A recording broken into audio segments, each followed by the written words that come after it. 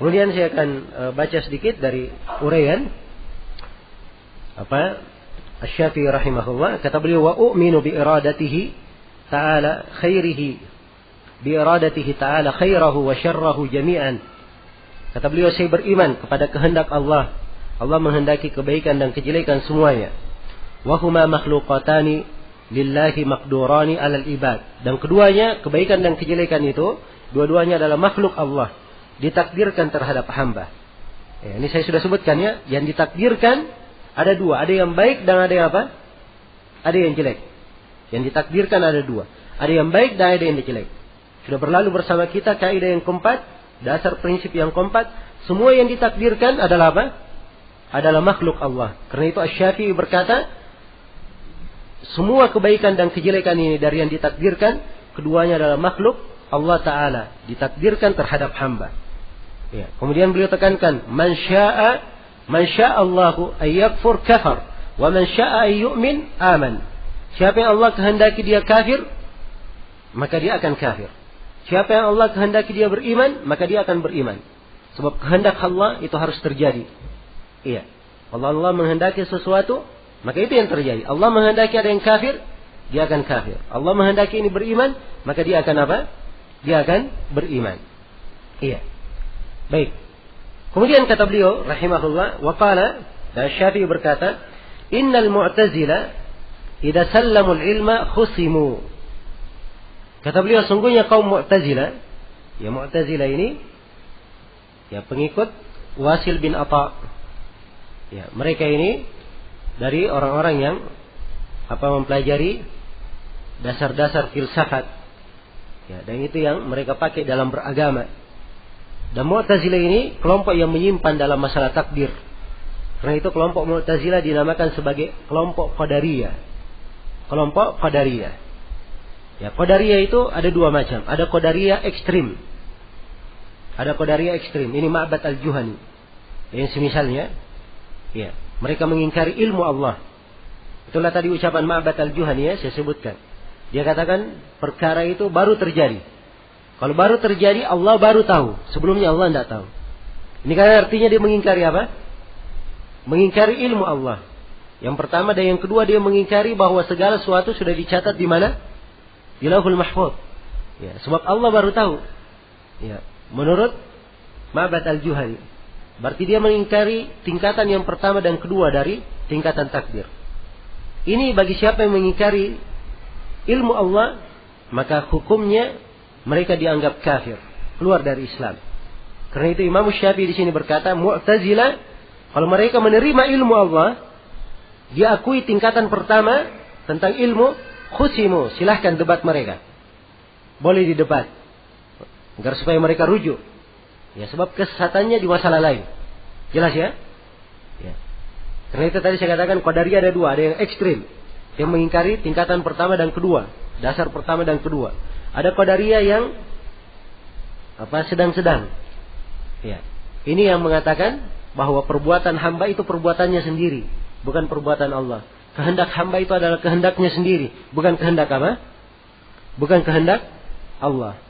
Jadi mereka berkata kehendak Allah adalah kehendak hamba adalah kehendaknya sendiri, perbuatan hamba itu adalah ciptaan hamba sendiri, bukan ciptaan Allah. Itu ucapan apa? Orang-orang Qadariyah. Nah, ini Mu'tazilah dua jenis. Jadi kalau dia mengingkari ilmu, para ulama sepakat siapa yang mengingkari ilmu Allah dianggap apa? Dianggap ia keluar dari Islam. Karena itu tidak perlu diajak berdebat. Ya, tapi kalau dia sudah menerima ilmu, ya maka tidak ada masalah untuk didebat kalau dilihat ada maslahat. Sebab mereka juga ada orang Muslim yang menyimpang, perlu diluruskan jalannya. Ini mana ucapan Imam Syafi'i di sini. Jelas ya? Kata beliau, walam yardallahu syarr, walam ya'mur bihi, walam yuhibbahu, bal amara bi ta'ah, wa ahabbaha, wa radiyaha. Ya. Kemudian Imam Syafi'i menjelaskan bahwa Allah tidak ridha kepada kejelekan. Allah tidak pernah memerintah dengan kejelekan. Allah tidak pernah cinta kepada kejelekan. Jelas ya? Bal amara bi ta'ah, bahkan Allah perintah dengan ketaatan, wa ahabbaha, dan Allah cinta kepada ketaatan, wa radiyaha, dan Allah ridha dengan ketaatan itu. Baik. Ya, sini beliau terangkan ya tentang masalah iradah tadi, penekanan. Ya. Apakah arti ucapan Imam Syafi'i ini kejelekan itu tidak ada, tidak ditakdirkan? Jawabannya ada, itu sudah ditakdirkan, kita lihat.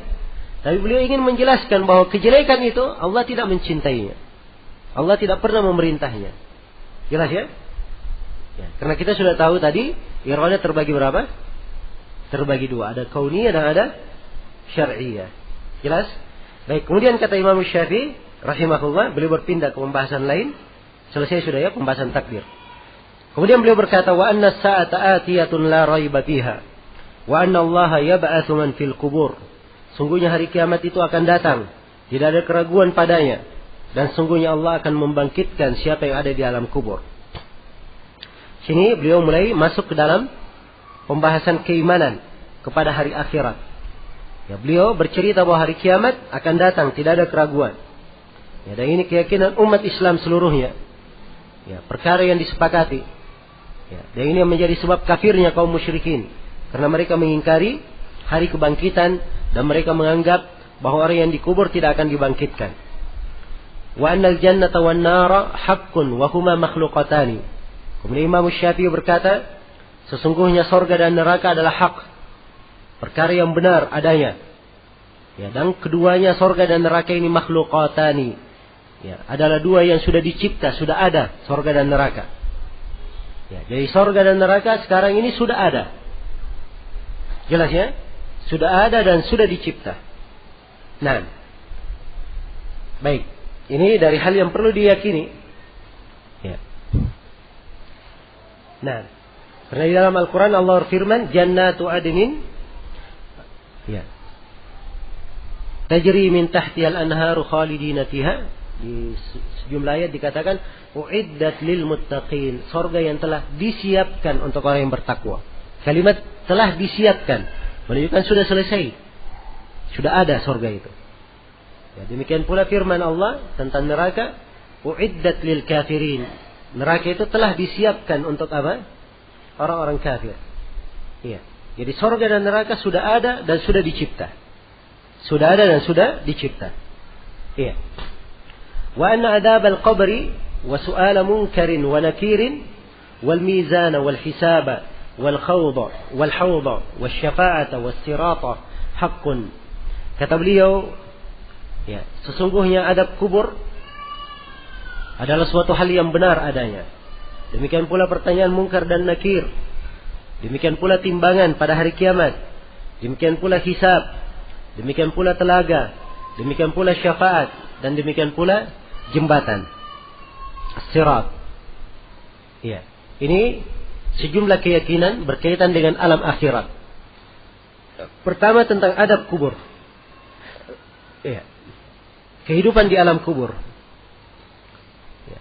Kehidupan di alam kubur. Di sini Imam Syafi'i hanya menyebutkan adab kubur saja. Berarti di kubur itu cuma ada siksaan saja, tidak ada kenikmatan. Ya. Jawabannya tidak, bukan itu maksud beliau. Beliau singgung di sini adab kubur karena banyak orang yang mengingkari adabnya. Kenikmatannya dia tetapkan, tapi adabnya dia apa? Dia ingkari. Karena itu Imam Syafi'i hanya menyinggung yang diingkari. Ya, jelas ya? Kehidupan di kubur, ya, alam kubur itu adalah hal yang ditetapkan di dalam Al-Quran.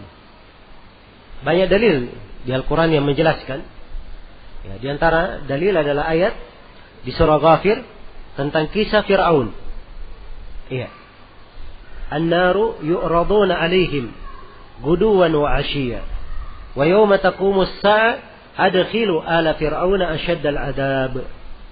Neraka itu ditampakkan kepada Fir'aun dan pengikutnya pagi dan petang. Perhatikan, neraka ditampakkan kepada Fir'aun dan pengikutnya pagi dan apa? Pagi dan petang. Ini di mana? Hah? Di dunia? Ya, Fir'aun dan pengikutnya sudah binasa. Di akhirat? Jawabannya bukan. Karena di ayat setelahnya, wa yawma taqumus sa'a adkhilu ala fir'auna asyaddal 'adzab. Dan hari kebangkitan masukkan Fir'aun, masukkan pengikut Fir'aun kepada siksaan yang lebih pedih. Ya. Jadi di hari kiamat lain lagi siksaannya. Ini neraka ditampakkan pagi dan petang di mana? Bukan di dunia, bukan pula di hari kiamat. Kalau begitu di mana?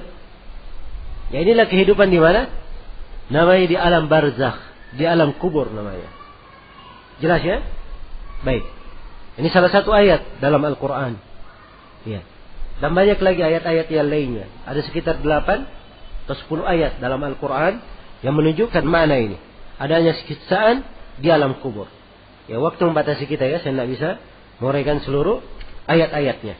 Dan dari hadits Nabi Shallallahu Alaihi Wasallam, ya mutawatir menjelaskan tentang kehidupan di alam kubur. Diceritakan bagaimana seorang mukmin apabila dia meninggal, ya, datang malaikat menjemputnya. Kemudian setelah dicabut ruhnya dibawa ke langit. Ya, ditanya oleh penjaga langit, siapakah ruh yang baik ini? Maka disebut namanya, dia adalah fulan bin fulan. Kemudian dibukakan pintu langit, naik lagi ke langit berikutnya. Ya, kemudian dibukakan pintu langit sampai ke Illiyin. Kemudian Allah perintah supaya ruh hambanya dikembalikan ke jasadnya di kubur. Maka duduklah hamba ini, kemudian datanglah Munkar dan Nakir bertanya. Ya, man rabbuka, man nabiyuka, madinuka. Si hamba menjawab dengan mudahnya. Dijawab dengan mudahnya. Ya. Setelah itu dibukakan untuknya, dilapangkan untuknya kuburnya sejauh mata memandang. Iya. Dan dibukakan untuknya celah dari sorga. Kemudian datang orang yang sangat indah rupanya, menemaninya. Ya. Dia berkata, siapakah engkau? Ya. Orang tersebut berkata, aku adalah amalan solehmu di dunia. Tidurlah engkau hingga hari kiamat, hari kebangkitan. Ini kehidupan di mana? Di alam kubur, kenikmatan. Sebaliknya, seorang kafir kalau meninggal, dalam sebuah riwayat seorang yang munafik, dalam sebuah riwayat kalau seorang yang fajir meninggal, malaikat datang dengan sangat bengis, dicabut ruhnya sampai kadang matanya mengikuti, ruhnya keluar. Begitu sampai ke langit, ya, penjaga langit berkata, siapakah ruh yang busuk ini? Maka dikatakan dia adalah fulan bin fulan. Maka Allah memerintah supaya dilemparkan, tidak diterima di langit. Dilemparkan hingga ia tersungkur masuk ke dalam jasadnya. Datanglah Munkar dan Nakir bertanya. Ya. 3 pertanyaan. Tiap kali dia ditanya, dia hanya menjawab, ha la adiri. Sami'tu an-nasa yaquluna syai'an faqultuhu. Dia berkata, ha saya tidak tahu. Saya mendengar manusia dia berucap seperti itu, saya juga ikut mengucapkannya. Diperhatikan ya. Ya. Padahal pertanyaan siapa Tuhanmu, apa agamamu, siapa nabimu, ini mungkin dari TK kita sudah apa? Kita sudah hafal. Tapi di alam kubur, orang ini berkata, saya hanya mendengar manusia berucap seperti itu, saya juga ikut mengucapkannya. Tidak bermanfaat baginya. Tidak bermanfaat baginya. Ya, karena itulah sangat wajib seorang itu mempelajari dari perkara akidahnya. Ya. Saya heran di kehidupan dunia ini, banyak hal yang menakjubkan sebenarnya. Ya. Subhanallah, kalau seorang ya dalam keperluan dunianya, kadang dia belajar 4 tahun untuk menyelesaikan kuliah, tidak ada habisnya. Kadang untuk masuk ke dalam sebuah program dia kursus sekian bulan. Ada waktu subhanallah kalau kewajiban dunianya. Tapi kewajiban agamanya, ya jangankan berpikir kursus sehari 2 hari, beberapa saat saja kadang sulit dia berpikir. Apalagi kalau dia ingin berpikir, dia ingin berangkat kursus untuk mempelajari ilmu akidah, ya selama sebulan 2 bulan, mungkin jarang yang berpikir seperti itu. Padahal ini adalah kewajiban yang sangat wajib baginya, hal yang menentukan surga dan nerakanya. Iya. Karena itulah seorang hamba hendaknya memberikan waktu dengan baik, bersikap adil pada dirinya, dia tunaikan hak-hak kita sebagaimana mestinya. Jadi ketika dia ditanya di alam kubur, tiap kali dia ditanya tidak bisa menjawab, maka ia dipukul dengan apa? Dengan mitraqah, dengan gada. Tiap kali dipukul, ya, dia menjerit sekuat-kuatnya, terdengar oleh seluruh makhluk kecuali jin dan manusia. Dia kata jin dan manusia mendengar jeritan orang yang dikubur ini, mereka akan langsung tersungkur mati. Ya. Dan Nabi kabarkan, gada yang dipakai memukul ini, mitraqah ini, palu yang dipakai memukul ini, andai kata dipukulkan gunung Uhud, akan hancur gunung Uhud itu berkeping-keping. Ini kehidupan di alam kubur. Lalu disempitkan kuburannya sampai menghimpit orang yang dikubur ini, tercerai-berai tulang belulangnya. Kemudian dibukakan celah dari api neraka. Datanglah orang yang sangat jelek rupanya, menemaninya. Ya. Dia berkata, aku adalah amalan jelekmu di dunia. Jelas ya? Maka ini kehidupan alam kubur diterangkan oleh Rasulullah sangat jelas. Maka ucapan Imam Syafi'i, Ya, kita wajib mengimani adanya adab di dalam kubur. Kemudian kata beliau, wa munkar wa nakir, wa soal munkar dan nakir. Pertanyaan munkar dan nakir. Juga saya sudah terangkan tadi ya. Kemudian juga wajib kita imani tentang al-mizan, tentang timbangan. Ya. Ada timbangan pada hari kiamat yang menimbang amalan-amalan hamba. Iya. Yang menimbang amalan-amalan hamba. Jadi timbang semua amalannya. Ya. Timbangan ini timbangan yang sangat adil. Semua yang baik, yang jelek, semuanya ada timbangannya.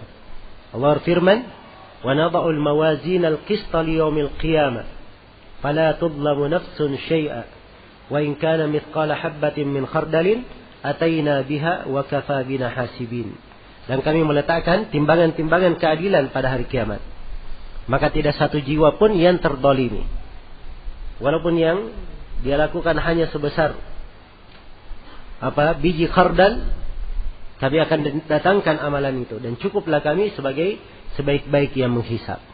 Semuanya ditimbang. Jelas ya? Dan timbangan ini, ya, pada hari kiamat, kadang yang ditimbang amalan solehnya, kadang yang ditimbang catatan-catatan amalan, dan yang kadang yang ditimbang orangnya langsung ditimbang. Nah itu datang dalam sebagian hadits, yu'ta bi rajulin yaumal qiyamah la yuzanu 'inda Allahi janaha ba'udah. Akan didatangkan seorang lelaki gemuk pada hari kiamat. Ya, timbangannya tidak seberat sayap nyamuk. Ya. Jelas ya? Maka kadang orangnya langsung yang ditimbang. Kadang orangnya, kadang amalannya, dan kadang catatan apa? Catatan amalan. Iya. Ini beberapa hal yang berkaitan dengan timbangan. Kemudian wal hisab. Akan ada hisab. Iya. Hisab ini adalah seorang ditanya terhadap setiap amalan yang dia lakukan. Iya. Dan kalau dia sudah dihisab, ya, pasti dia disiksa. Ya. Dinikash hisabnya, maka dia disiksa. Nah itu Nabi berkata, wa man nuqishal hisaba uddib. Siapa yang hisabnya dinikash, dipertanyakan, pasti dia disiksa. Dan ada hisab bentuknya ringan, yaitu disebut dengan ard. Ditampakkan saja catatan amalannya, diperlihatkan catatan amalannya. Ini ard namanya. Ditampakkan. Dan kalau di ard, itu baru dia lihat. Belum tentu dia disiksa. Tapi kapan dia dipertanyakan, itu pasti dia sudah kena siksaan. Dihisab. Jelas ya? Baik. Dan ini hisab sangat banyak sekali penjelasannya di dalam Al-Quran. Ya. Wa amma man utiya kitabahu biyamini fasawfa yuhasabu hisaban yasira. Siapa yang diberi kitabnya dengan tangan kanannya, maka dia akan dihisab dengan hisab yang ringan. Wa amma man utiya kitabahu wara'a dhahri fasawfa yad'u thubura. Adapun mereka yang dihisab menerima kitabnya dari belakang punggungnya, maka dia akan menjerit dengan sekuat-kuatnya. Nah, baik. Jadi ini yang disebut dengan hisab. Kemudian kata Asy-Syafi'i wal haudha, kita imani tentang telaga pada hari kiamat. Pada hari kiamat ada telaga. Setiap nabi itu punya telaga. Setiap nabi punya telaga. Dan setiap dari umat nabi akan minum dari telaga nabinya masing-masing. Iya. Kalau Nabi Muhammad misalnya, umat Nabi Muhammad ingin minum di telaga Nabi Nuh, itu tidak mungkin. Akan diusir ia dari telaga Nabi Nuh. Jelas ya? Maka semuanya kalau ingin minum, datang kepada nabinya masing-masing. Datang kepada nabinya masing-masing. Dan harus diketahui bahwa telaga Nabi SAW ini, iya, luasnya dan lebarnya sama panjangnya. Iya. Luasnya dan lebarnya sangat panjangnya. Ada beberapa riwayat yang menjelaskan ukurannya. Ya. Sebagian riwayat mengatakan luas dan lebarnya perjalanan 1 bulan penuh. Perjalanan 1 bulan penuh. Dan telaga ini letaknya sama dengan kejadian pada hari kiamat. Sebab manusia dikumpulkan di padang mahsyar. Dan padang mahsyar ini adalah bumi yang telah diganti. Bumi yang telah diganti. Karena dalam Al-Quran Allah berfirman, Yauma tubaddalul ardu ghairal ardi was samawat. Hari tatkala bumi diganti selain dari bumi yang ada. Demikian pula langit diganti selain daripada langit yang ada. Ya, maka mereka semua berkumpul di padang mahsyar. Dan telaga itu di padang mahsyar tempatnya. Telaga Nabi SAW diberikan sifat. Ya. Airnya lebih putih daripada susu. Lebih mengkilat daripada perak. Lebih harum daripada wangian kasturi. Lebih manis daripada madu. Ya. Siapa yang minum darinya satu teguk, dia tidak akan haus selama-lamanya. Tidak akan haus selama-lamanya. Ini telaga Nabi Sallallahu Alaihi Wasallam. Disebutkan bahwa telaga ini bejananya seperti bintang di langit banyaknya. Pembahasan seperti bintang di langit di dalam hadis ini oleh para ulama disebutkan dua manfaat. Manfaat yang pertama indahnya dan eloknya gelas-gelas minum yang dipakai minum dari telaga. Kemudian yang kedua, karena disebutkan seperti bintang di langit, menunjukkan bahwa jumlah gelasnya ini sangat banyak. Ya.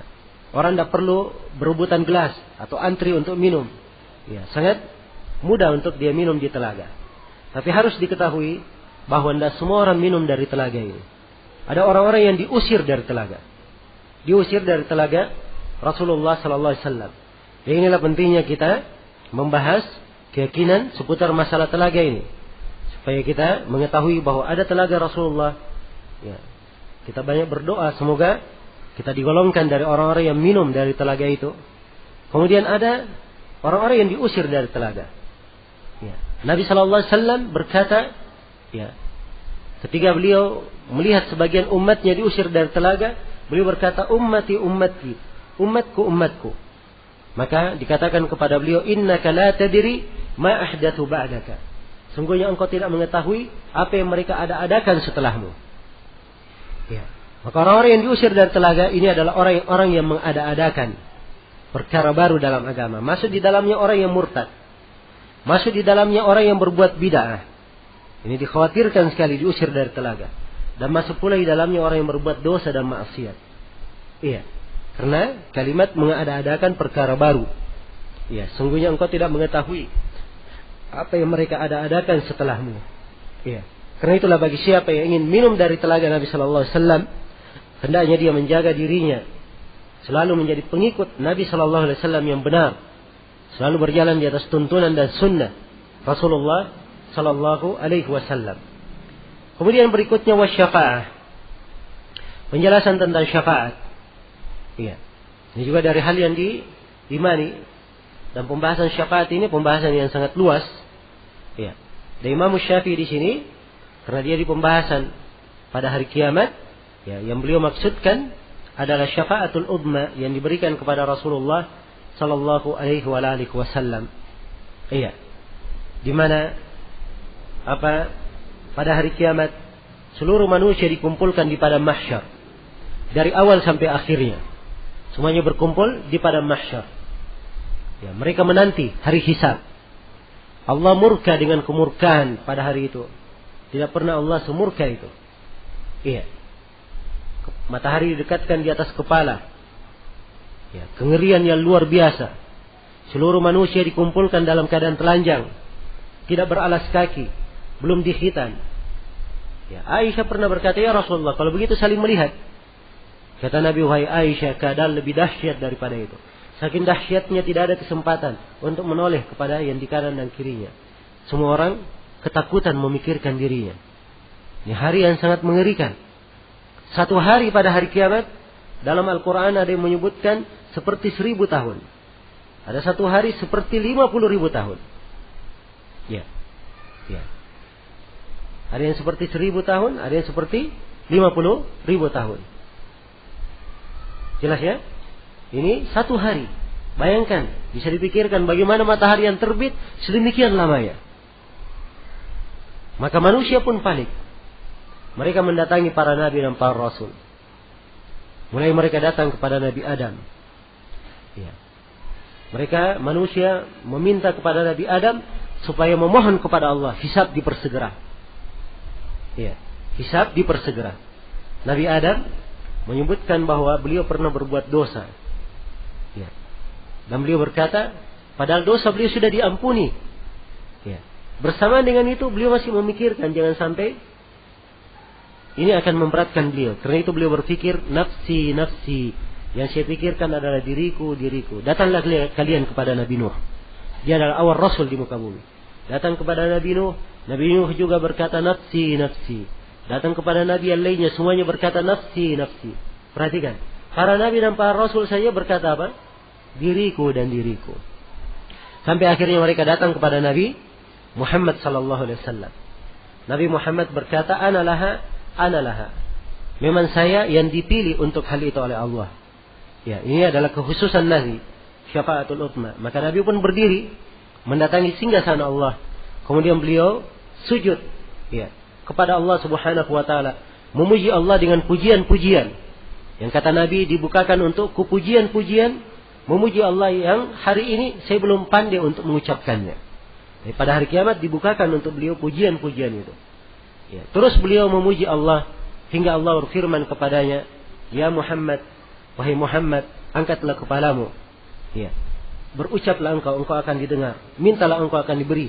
Berilah syafaat, engkau akan disyafaati. Maka Nabi Muhammad pun memohon kepada Allah agar supaya hisab dipersegera. Hisab dipersegera. Ya. Begitu masuk waktu hisab, itulah yang disebutkan di dalam Al-Quran, wa ja'a rabbuka wal malaku saffan saffa. Dan datanglah Rabbmu beserta para malaikat bersaf-saf. Ini semuanya adalah apa? Untuk hisab. Dan perhatikan ya, bagaimana Allah datang beserta para malaikat. Ya, malaikat ini tentara Allah, tidak mengetahui berapa jumlahnya. Semuanya datang. Ya, hal yang sangat mengerikan sekali. Ya. Neraka jahanam didatangkan dalam keadaan diikat dengan 70.000 tali. Satu tali ditarik oleh 70.000 malaikat. Dari jauh neraka jahanam sudah menumpahkan kemurkaannya, kemarahannya. Terdengar golakan dan suara golakan yang mendidih-didih, ya, dari jauh. Maka manusia sebagaimana yang dikabarkan oleh Rasulullah sallallahu alaihi wasallam, ya, ma minkum min ahadin illa sayukallimuhu ar-rahman laisa bainahu wa bainahu tarjuman. Tidak seorang pun di antara kalian kecuali Allah Ar-Rahman akan berbicara langsung kepadanya. Ya. Dia melihat ke sebelah kanannya, dia tidak melihat kecuali amalan yang telah dia lakukan. Dia melihat ke sebelah kirinya, dia tidak melihat kecuali amalan yang telah dilakukan. Dia melihat di depannya, dia tidak melihat kecuali neraka yang ada di depannya. Ya. Dan ini semuanya keadaan akan dialami oleh setiap insan di atas muka bumi ini. Kejadian-kejadian pada hari kiamat. Ini yang disebut dengan asy-syafa'ah. Ya, penjelasan jadi syafaat tadi itu Nabi Muhammad bermohon kepada Allah agar supaya manusia diberikan kemudahan, dipersegera hisab mereka. Ini namakan syafaat. Syafaat itu sendiri dari arti bahasa, syafaat adalah lawan kata dari genap. Bermakna lawan kata dari ganjil. Lawan kata dari ganjil. Jadi syafaat itu bermakna genap. Kenapa dia dikatakan genap? Karena ada yang membantunya, akhirnya seakan-akan dia tidak sendiri. Menjadi dua orang. Jelas ya? Nah, ya, saya sudah gambarkan tadi bagaimana syafaat ya.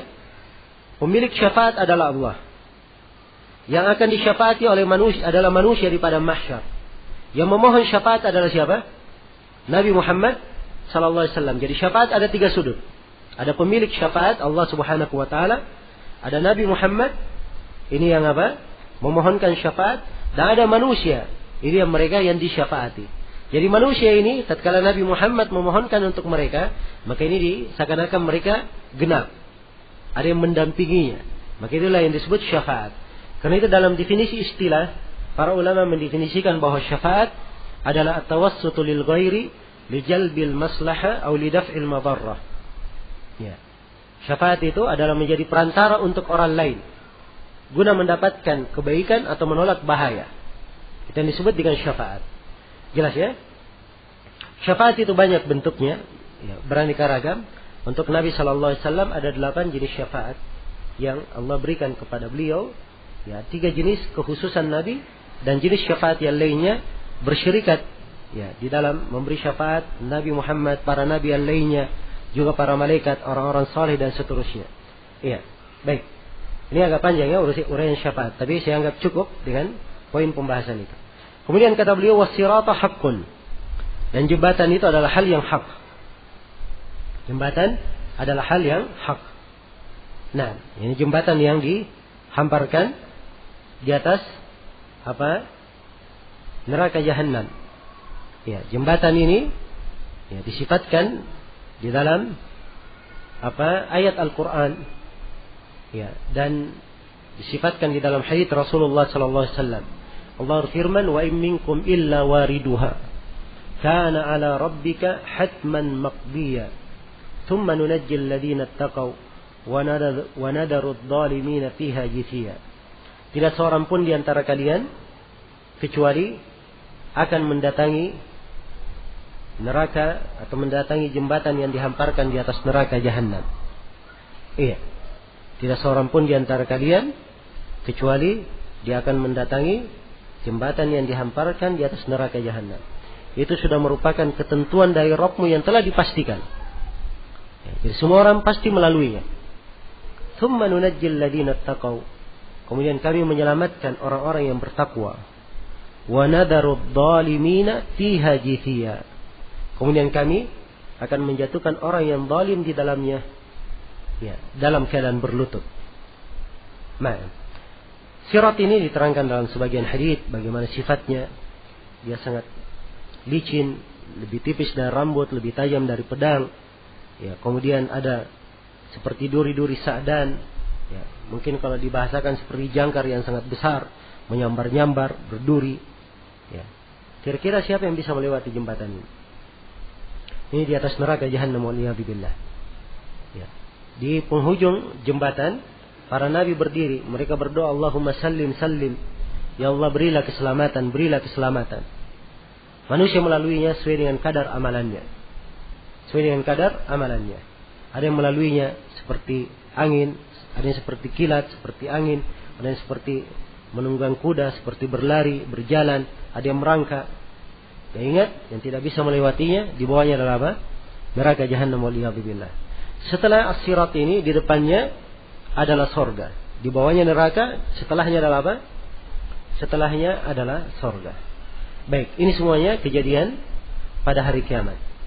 Kemudian kata Imam Syafi'i, wa anna syafa'ata li ahli al-kaba'iri min ummati Muhammadin sallallahu alaihi wasallam.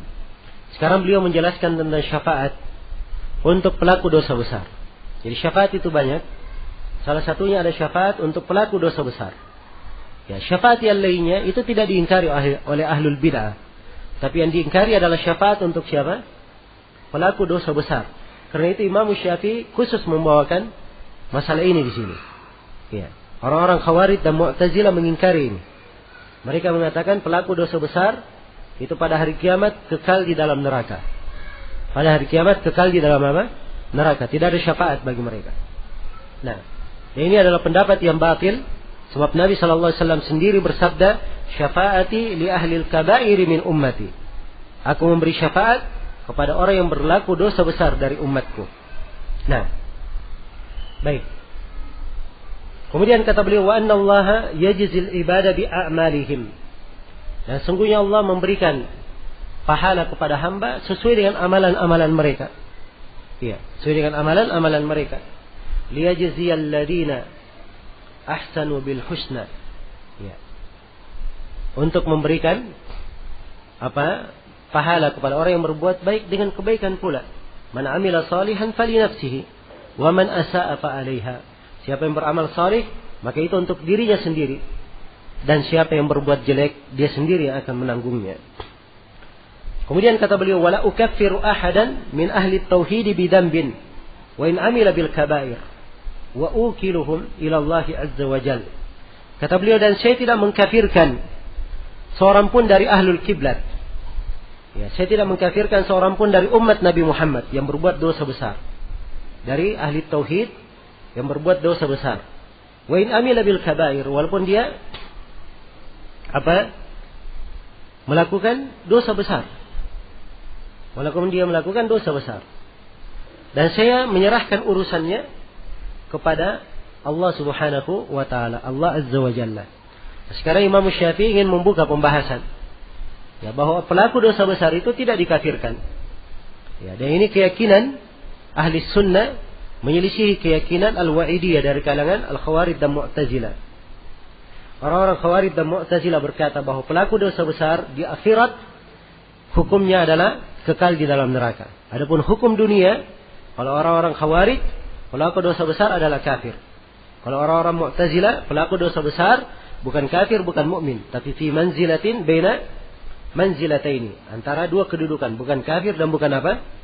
Bukan mukmin. Dan ini semuanya batil. Iya.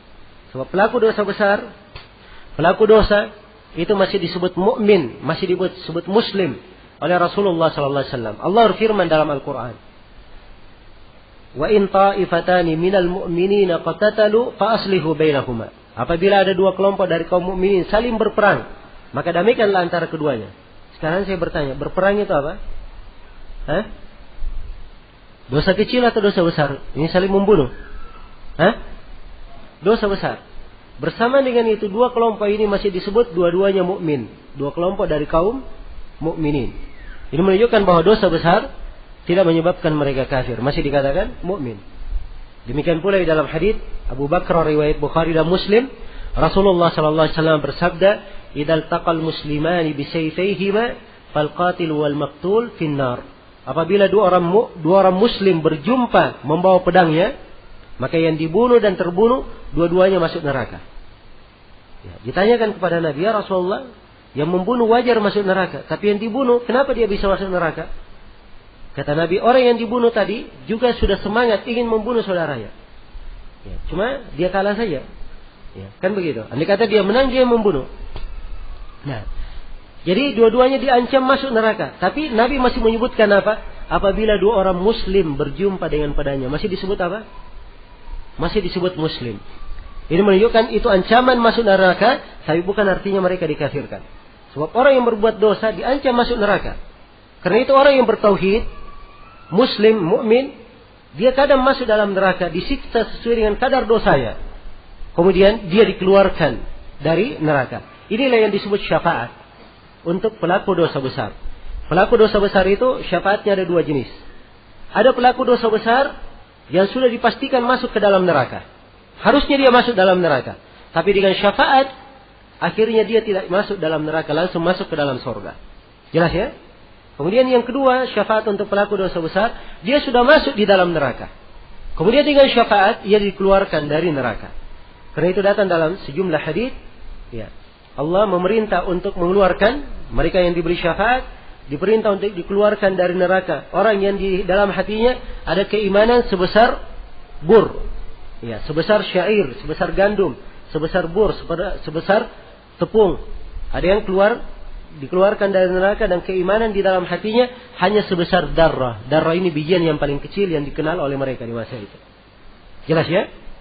Ya.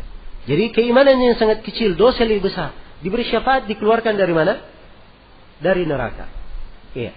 Jelas? Ini semuanya adalah dalil-dalil yang menunjukkan bahwa pelaku dosa besar tidak dikafirkan. Dan ada syafaat bagi orang yang berlaku dosa besar. Dan ini semua menunjukkan kepada kita pentingnya tauhid. Ingat ya, ini pelaku dosa besar mendapat syafaat. Siapa itu yang mendapat syafaat? Itu kalau tauhidnya, kalau akidahnya, keyakinannya lurus. Ya. Kalau keyakinannya asalnya tidak lurus, ya, dia bukan keyakinan yang menyebabkan keislamannya benar, maka ini tidak mungkin dia mendapatkan apa? Keutamaan ini. Jelas ya? Karena itulah sekali lagi dan selalu saya tegaskan pentingnya kita mempelajari keyakinan yang benar yang berasal dari Al-Quran dan Sunnah Rasulullah Sallallahu Alaihi Wasallam. Kemudian kata Imam Asy-Syafi'i rahimahullah, wala unzila atau wala unazzilu al-muhsina min ummati Muhammadin sallallahu alaihi wasallam al-jannata bi ihsanihi wala al-musii'a bi isaa'atihi an-nar. Ya, kata beliau, dan saya tidak memposisikan, ya, saya tidak memposisikan surga itu bagi orang yang berbuat baik, ya, dari umat Nabi Muhammad lantaran kebaikannya. Tidak pula orang yang berbuat jelek saya pastikan dia masuk neraka. Ini dari keyakinan ya. Ada orang yang berbuat taat, berbuat kebaikan, Masya Allah dia rajin sholat, akidahnya benar, ya, penuh dengan ibadah. Ya, tidak boleh seorang berkata, oh kamu penduduk surga. Ya. Ada yang berbuat maksiat, tidak boleh seorang berkata, oh kamu penduduk neraka. Dari mana dia memastikan untuk orang kamu masuk surga, masuk neraka? Ya. Jelas ya? Karena itulah seorang mukmin tidak memastikan. Ya, tidak memastikan. Namun orang yang berbuat baik diharapkan dia masuk surga. Orang yang berbuat jelek dikhawatirkan ia dari api neraka. Kecuali kalau Allah dan Rasulnya telah memastikan. Seperti Nabi mengabarkan 10 orang sahabat dijamin masuk surga. Disebut nama-nama sahabat yang dipastikan masuk surga. Ini tidak ada masalah. Sebab itu pemastian dari Allah dan Rasulnya. Tapi kalau tidak ada ketentuan dari Allah dan Rasulnya, dari mana seseorang mengetahui ini masuk surga atau masuk neraka? Jelas ya? Karena itu pernah datang, atau Nabi pernah menghadiri sebuah jenazah, ada seorang perempuan berkata, sungguhnya si fulan ini penduduk surga. Maka Nabi berkata kepadanya, dari mana kamu tahu dia penduduk surga? Ya, beliau sangat marah dengan hal tersebut. Ini menunjukkan bahwa tidak boleh seorang itu memastikan siapapun, ya, dia penduduk surga atau penduduk neraka. Kecuali kalau dia kafir, mati di atas kekafiran, ini lain lagi masalahnya. Ya, tapi dia mukmin, ada yang berbuat baik, ada yang berbuat kejelekan, ada yang berbuat ketaatan, ada yang berbuat kemaksiatan. Ini tidak boleh ada yang memastikan dia masuk surga atau masuk apa? Masuk neraka. Jelas ya? Kemudian kata beliau, wa khalaqallahu al-khalqa ala ma alima wa arad. Allah menciptakan makhluk ya sesuai dengan apa yang dia ketahui dan apa yang dia kehendaki. Ini sudah kita bahas ya. Imam Syafi'i di sini balik lagi menjelaskan masalah takdir. Allah menciptakan makhluk sesuai dengan apa yang Allah ketahui dan apa yang Allah kehendaki. Perhatikan ya bahasanya. Ya, kita sebutkan bahwa semua yang ditakdirkan Allah mengetahuinya. Semua yang ditakdirkan Allah menghendakinya. Ini bahasa Imam Syafi'i. Sesuai dengan pengetahuan Allah dan kehendaknya. Wa kullun muyassarun lima khalaqallahu azza wa jal. Dan semuanya akan dimudahkan kepada apa yang Allah Subhanahu wa taala ya menakdirkan ia dicipta untuknya. Kama jaa fil hadits, sebagaimana datang di dalam hadis, yaitu dari hadis Imran ibn Husain riwayat Bukhari dan Muslim. Ya. Imran berkata, "Ya Rasulullah, ya, fima ya'malul amilun?" Kalau begitu orang yang beramal untuk apa dia beramal? Kata Nabi, "Kullun muyassarun lima khuliqalah." Semuanya akan dimudahkan kepada apa yang dicipta untuknya. Ya, dia tidak tahu apa yang ditakdirkan. Iya. Karena dia tidak tahu apa yang ditakdirkan, dia beramal. Itulah ketentuan syariat. Ya, ditunjukkan kita jalan yang lurus, jalan yang salah. Ada Al-Quran menerangkan, Rasulullah menjelaskan. Ini semuanya supaya kita mengikuti jalan yang lurus, beramal. Ya, tidak ada yang tahu apa yang ditakdirkan. Nah, dari amalannya itu, inilah ia dimudahkan kepada takdirnya. Kalau memang dia takdirkan penduduk surga, kelihatan dia dimudahkan kepada amalan penduduk apa? Penduduk surga. Dia penduduk neraka, dia dimudahkan kepada amalan penduduk neraka. Jelas ya? Baik. Kata Asy-Syafi'i, wa unsidu, dan saya mengucapkan bain syair, khalaqtal ibada ala ma alimta wa fil ilmi yajri al fata wal musin ala dha mananta wa hada khadalta wa hada a'anta wa da lam tu'in faminhum syaqiyyun wa minhum sa'idun wa minhum qabihun wa minhum hasan. Kata Syafi'i, engkau menciptakan hamba sesuai dengan ilmumu, sesuai dengan apa yang engkau ketahui. Pada ilmumu lah seluruh anak muda dan orang yang sudah berumur berjalan. Jadi semuanya tidak keluar dari pengetahuan Allah, dari ilmu Allah. Terhadap yang sana engkau beri nikmat. Terhadap orang yang lainnya engkau hinakan. Ini yang ini engkau membantunya, yang sana engkau tidak membantunya. Di antara mereka ada yang berugi, di antara mereka ada yang beruntung. Di antara mereka ada yang baik ada yang jelek rupanya, dan di antara mereka ada yang baik rupanya. Semuanya sudah sudah ditakdirkan oleh Allah Subhanahu wa taala. Jadi ini masih kelanjutan dari Imam Syafi'i. Beliau menguraikan tentang masalah takdir. Baik. Kemudian kata Imam Syafi'i rahimahullah, selesai sudah ya. Beliau berpindah sekarang ke pembahasan lain. Ya, sekarang beliau akan menguraikan tentang kedudukan as-salaf as-salih dan kedudukan para sahabat. Ya, kata beliau, wa a'rifu haqqa as-salaf as-salih alladziina ikhtarahum Allah Ta'ala li suhbati nabiyhi sallallahu alaihi wasallam wa aqudu bi fadailihim wa amsiku amma syajara bainahum kabirihim wa sagirihim. Kata beliau, dan saya mengenal hak para as-salaf as-salih. Kata as-salaf itu artinya pendahulu. Ya, kata as-salaf itu artinya pendahulu. Ya. Siapa yang mendahului kita dari kakek dan nenek moyang kita yang sudah meninggal, itu disebut as-salaf. Nabi sallallahu alaihi wasallam menyebut dirinya sebagai salaf. Kata beliau kepada Fatimah, ittaqillaha wasbiri fa innahu ni'mas salaf ana laki. Wahai Fatimah, bertakwalah engkau kepada Allah dan bersabarlah. Sesungguhnya sebaik-baik salaf bagi kamu adalah saya. Iya. Jadi Nabi menyebut dirinya sebagai apa? Sebagai as-salaf. Ya, jadi siapa yang bernisbat kepada Nabi, dia mengatakan dirinya salafi, ini nisbat kepada apa? Kepada mengikuti jalan beliau. Mengikuti kepada jalan beliau. Dan nisbat salafi ini, kalimat salafi, ini penisbatan yang sudah lama. Ya. Ada di dalam buku-buku rawi yang memuat tentang nisbat-nisbat rawi.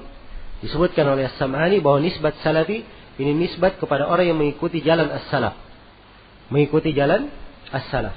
Karena itu kata Syekhul Islam di dalam Majmu'ul Fatawa di jilid 4 halaman 149, kata beliau, la aiba ala man adhara madhhab as-salaf wa intasaba ilayhi wa ataza ilayhi bal yajibu qabulu dhalika bil ittifaq fa inna madhhab as-salafi la yakunu illa haqqan. Kata beliau, tidak ada aib bagi orang yang menampakkan jalan as-salaf, bernisbat kepadanya, ya, merujuk kepadanya, karena bahkan wajib menerima jalan salaf itu menurut kesepakatan, karena jalan as-salaf tiada lain kecuali kebenaran. Jelas ya? Maka kata as-salaf ini istilah, ya, dan penggunaan istilahnya dia bermakna umum dan bermakna khusus. Mana khususnya kalau dikatakan as-salaf, itu artinya 3 generasi pertama. Para sahabat, para tabi'in dan apa? Tabi'ut tabi'in. Ya, ini banyak digunakan. Dan makna yang kedua dari makna salaf adalah makna umum. Siapa saja yang mengikuti 3 generasi pertama dari para imam setelahnya, maka mereka dikatakan dari as-salaf juga. Dari as-salaf yang telah mendahului. Baik. Jelas ya? Ini yang disebut dengan as-salaf. Jadi Syafi'i berkata, saya mengetahui hak para as-salaf as-salih. Yaitu para sahabat yang beliau maksud di sini. Karena beliau terangkan para sahabat. Dan sahabat itu disebut sebagai as-salaf as-salih. Alladzina ikhtarahumullahu ta'ala li suhbati nabiyhi. Ya Allah memilih mereka untuk menemani, ya, bersahabat dengan nabinya sallallahu alaihi wasallam. Nabi Muhammad adalah manusia yang terpilih untuk menjadi rasul. Para sahabat juga adalah manusia yang terpilih untuk mendampingi Rasulullah sallallahu alaihi wasallam. Jadi mereka semuanya adalah pilihan. Dan ini diterangkan di dalam hadits Rasulullah. Kata Syafi'i, wa akhudhu bi fadailihim. Ya, kata Syafi'i, dan aku, ya, memegang keutamaan mereka. Keutamaan para sahabat sangatlah banyak. Buku-buku yang ditulis tentang keutamaan para sahabat berjilid-jilid. Iya. Tentang Abu Bakar, Umar, Utsman dan Ali saja, ya, bukunya berapa jilid? Apalagi seluruh sahabat. Tentang keutamaan mereka. Wa amsiku amma syajara bainahum. Dan kata Imam Syafi'i, aku menahan diri dari kejadian yang mereka bertikai di dalamnya. Apakah orang yang besar di antara para sahabat maupun yang kecilnya. Ya. Jadi sepanjang itu pertikaian, kalau misalnya ada pertikaian di kalangan para sahabat, kata Syafi'i, saya menahan diri darinya. Ya. Menahan diri darinya. Kenapa? Fatilka dima'un tahharallahu yadayya minha. Fala uridu an ukhallita lisani. Kata beliau, itu adalah darah-darah. Allah telah membebaskan, telah mensucikan tanganku, tidak terlibat di dalamnya. Maka kata Imam Syafi'i, saya tidak ingin mengotori lisanku dengan hal tersebut. Iya. Jelas ya?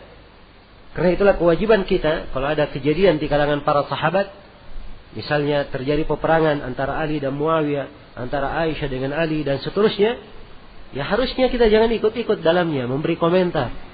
Ya, semua dari para sahabat mulia, punya keutamaan. Mereka yang masuk di dalam pertikaian berijtihad. Mereka benar dapat 2 pahala, salah dapat 1 pahala. Kalau kita apa? Ikut di dalamnya, itu namanya dapat 2 kali dosa. Ya. Bukan dapat pahala, tapi dapat 2 kali apa? 2 kali dosa. Yang pertama, dia masuk dalam hal yang tidak mempunyai ilmu. Kemudian yang kedua, dia membicarakan kejelekan para sahabat. Jelas ya? Dan ini tidak diperbolehkan. Karena itu, hendaknya kita selalu menahan diri. Kata beliau, wa atawallahum wa astaghfiru lahum wa li ahli al-jamal was-siffin al-qatilin wal-maqtulin wa jami'a ashabi Rasulillah ajma'in. Kata Imam Syafi'i, maka saya memberikan loyalitas kepada seluruh para sahabat, yaitu saya cinta kepada seluruh para sahabat. Saya memohonkan ampun untuk seluruh para sahabat. Apakah itu yang hadir di perang Jamal, yang hadir di perang Siffin, yang terbunuh maupun yang membunuh, dan seluruh para sahabat, saya doakan ampun untuk mereka semuanya dan saya cinta kepada mereka semua. Jelas ya? So mereka adalah sahabat Nabi. Sekali lagi kalau ada pertikaian di kalangan mereka, maka itu karena ijtihad. Kalaupun itu kesalahan mereka itu sudah terkubur di dalam lautan kebaikan mereka. Ya, kalaupun kita ikut-ikutan, maka ini namanya dosa bagi kita. Jelas ya? Ya, ini adalah prinsip yang sangat agung diterangkan oleh Imam Syafi'i tentang wajibnya kita memuliakan para sahabat Rasulullah sallallahu alaihi wasallam. Baik, waktu sudah habis ya. Ini kelihatannya pada asar masih dilanjutkan sedikit materi. Ya, mudah-mudahan masih ada waktu untuk tanya jawab karena waktunya hanya sampai jam 5. Karena itu sekali lagi saya harapkan jangan bertanya kecuali sesuai dengan materi saya. Karena waktunya ringkas. Ya. Baik. Subhanakallah wa bihamdik. Asyhadu an la ilaha illa anta. Astaghfiruka wa atubu ilaik. Walhamdulillahirabbil alamin.